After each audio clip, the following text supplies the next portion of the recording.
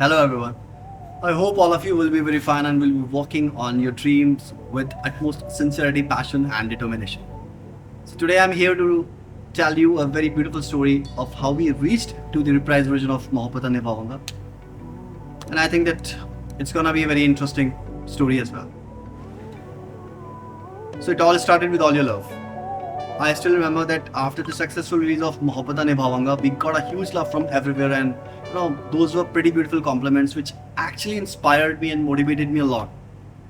That I couldn't resist myself penning down its reprised version, and I called to Aman and I told him, I shared with him that Aman, that we should try to come up with its reprised version as well, because I think everybody is loving our music, the kind of experiment we wanted to come up, the kind of song we wanted to create.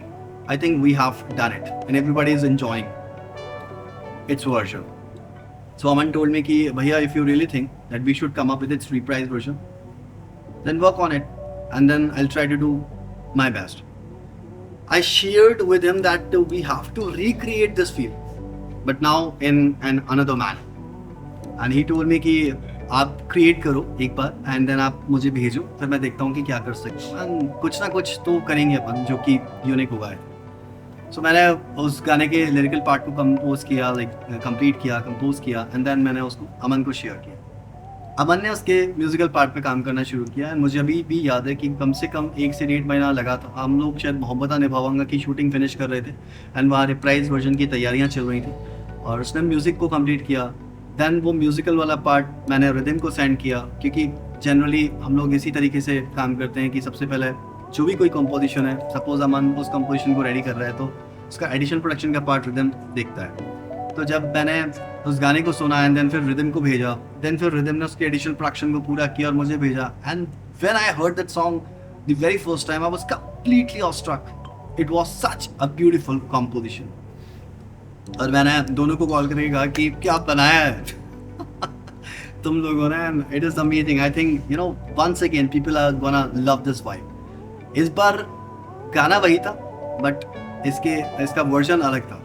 And I think reprise version में generally जिस तरीके का reprise होता है हमने उसी तरीके का रिप्राइज बनाने की कोशिश करी और उम्मीद करता हूँ कि वो आप लोगों को बहुत पसंद आएगा. मुझे इतना अच्छा लगा वो ट्रैक कि वो मेरी अभी तक अभी रिंगटोन है और मुझे उसका वाइब बहुत अच्छा लगता है, मुझे इसका म्यूज़िक बहुत अच्छा लगता है, उसका फील बहुत अलग है. So I think that you are going to love this track. बहुत जल्दी हम लेकर के आ रहे हैं, रिलीज़ कर रहे हैं और मैं सबसे ज़्यादा शुक्रगुजार हूँ अपनी म्यूज़िकल टीम का कि जिसने इस बेहतरीन वर्जन पे काम किया और जिस तरीके का हम म्यूज़िक चाहते थे, जिस तरीके का एक्सपेरिमेंट चाहते थे, they have done it very beautifully. And now we are coming up very soon with this. So I would like to thank to Aman and Rhythm, my audio production team, who have gone through their best version. So once the audio part of the reprise version of Mohabbat Nibhavanga was ready, we were looking for a luxury place with some heritage. So I shared this fact with one of my best friends that I'm looking for a property which should have some heritage look and there should be some silence so that we can shoot or we can finish our entire shoot without having any disturbance. So he told me that I know a place where I think you can shoot your song, and that is a very beautiful place in the suburbs of Jaipur. Just go there, visit, and if you find it suitable according to your song, just go ahead. I'll talk to the manager and the owners there.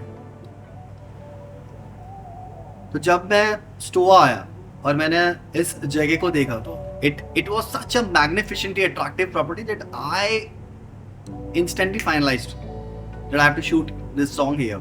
And ये इतनी अच्छी property थी, इतनी अच्छी जगह थी कि मतलब हम ये सोच रहे थे कि किन पार्ट्स को हम कवर कर सकते हैं और कोई भी पार्ट रहना नहीं चाहिए. इतनी प्यारी लोकेशन थी ये कि I tried to put all the corners of this place in the story board और स्टोरी बोर्ड को उसी तरीके से लिखा गया कि कोई भी कोना इस जगह का नहीं रहना चाहिए, हर जगह को हमें शूट करना है, हर जगह की सुंदरता को कैप्चर करना है. And we try to capture all the shots very beautifully and no doubt Manish has captured all the shots very beautifully in a very different or distinct manner. that I think why people will love this track. तो I hope कि जब आप इस गाने को देखेंगे तो आप ये देखेंगे कि ये जगह कितनी प्यारी है और यहाँ क्यों आना चाहिए। और हमने उस हर पार्ट को बहुत खूबसूरती से फिल्माने की कोशिश की है, हर शॉट को बहुत अच्छे तरीके से लेने की कोशिश करी है, ताकि हम स्टोआ की ब्यूटी को भी स्क्रीन पर लेकर के आ पाए। एंड जो फ्रेम था गाने का, that I wanted to picturise that song, जैसा मैंने आपको बताया कि एक लड़का है जो कि खोया हुआ है अपने गाने के अंदर, गा रहा है, एंजॉय कर रहा है while he is performing on the lyrics. तो उसी तरीके का सॉन्ग हमने बनाया, और उसके साथ साथ किस तरीके से हम स्टोआ की ब्यूटी को कैप्चर कर सकते हैं, हमने उस चीज़ को ध्यान में रखा। एंड आई थिंक काफ़ी अच्छा ट्रैक निकल करके आया, क्योंकि मैंने तो देख लिया है, लेकिन अभी आपका देखना बाकी है, और बस ये देखना बाकी है कि कितना प्यार मिलता है इस गाने को। We have tried to give our best. तो उसका वीडियो पूरा हो चुका है एंड बहुत जल्दी हम इसे रिलीज़ कर रहे हैं। आई होप कि आपको पसंद आएगा, और कहना चाहूँगा कि आपको जब भी समय मिले तो स्टोआ आप ज़रूर आइए, आप देखिए कि कितनी प्यारी प्रॉपर्टी है दिस सबब सब Jaipur. It is well decorated, well design, and इसका हेरिटेज लुक है। और आप अगर राइटर हैं, म्यूजिशियन हैं, तो you can come here, you can spend time in writing और creating composition, because you will find that peace here which actually a writer or a musician or an artist demands for.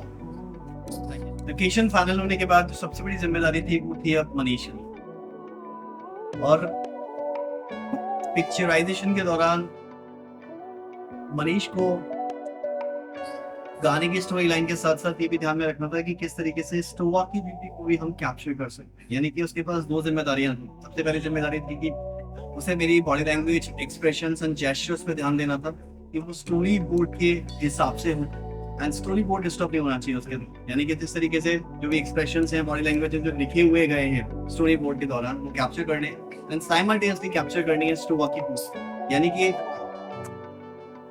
along with storyline he had to capture the silent beauty of Stoa, so that इस गाने का grace और भी बढ़ सके, और वो गाना और भी ज्यादा ग्रेसफुल और बहुत ज्यादा प्यारा लगे। क्योंकि जब आप लोकेशन पे शूट कर रहे होते हैं तो गाने के अंदर सिर्फ आपका बॉडी लैंग्वेज, जेस्चर और एक्सप्रेशंस ही नहीं होते हैं। मेरा ऐसा मानना है कि उस लोकेलिटी, उस लोकेशन की भी बहुत बड़ी भूमिका होती है उस गाने को जीवंत बनाने में, और शायद एक लंबे समय तक जिंदा रखने में।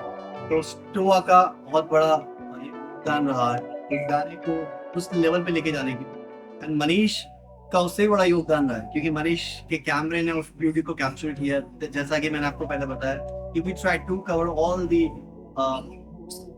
corners of this lovely place, and we incorporated all the places in this storyboard.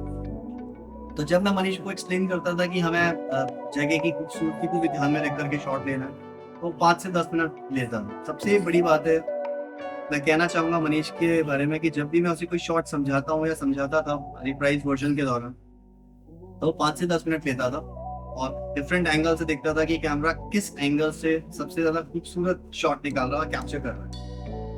और 5 से 10 मिनट बाद हम उसी शॉट के कुछ रीटेक्स लेते थे, एंड उनमें से एक best and perfect shot final करते।